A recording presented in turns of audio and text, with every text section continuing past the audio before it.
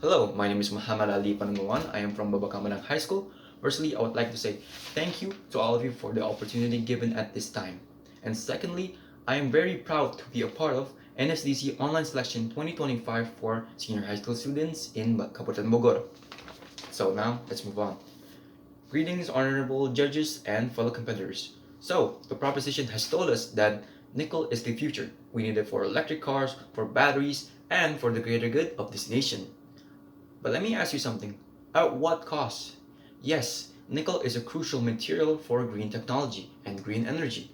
However, green energy is meant to reduce carbon emission, protect the environment and fairness of all people, not just the rich. But if we look deeper, we'll see that nickel mining in Indonesia today is not green, not just and certainly not for the people.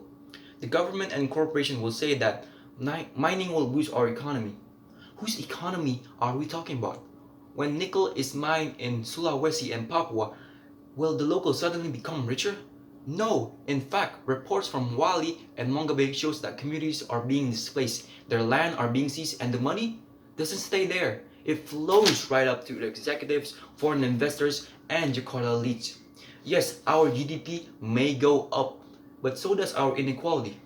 We're sacrificing the lungs of our island, while the rich breathe easier and grow richer. According to the 2023 World Energy Minister, Indonesia nickel mining industry is mostly smeltered with coal, which is the dirtiest energy source known to mankind. So instead of helping or contributing to climate change, we're actually burning more fossil fuels, cutting down more forests and polluting the rivers, all while calling it quote-unquote green. What is happening right here isn't a transition. This is what we call greenwashing. Let's move on and talk about an example in real time.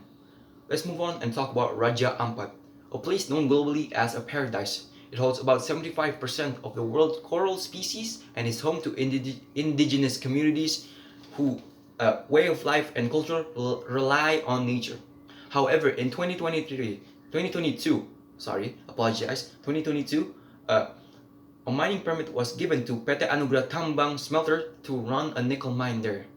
With this permit, corals will die, forests will be cleared, and many decades of culture and biodiversity will vanish from this earth. So, is this really something that you all want? But people will say that it creates jobs, but these are dangerous, underpaid, and often deadly jobs. In 2020 alone, dozens of workers died in the nickel industry in Morowali. Yet, where were they in the government success speeches? We must remember, forests are a haven for the environment. Cutting them down is a violation of Article 33 of the Indonesian Constitution, where it says that natural resources must be used for prosperity of all Indonesians, not just the powerful. So let me ask you this: Is your child future worth more than a corporate stock?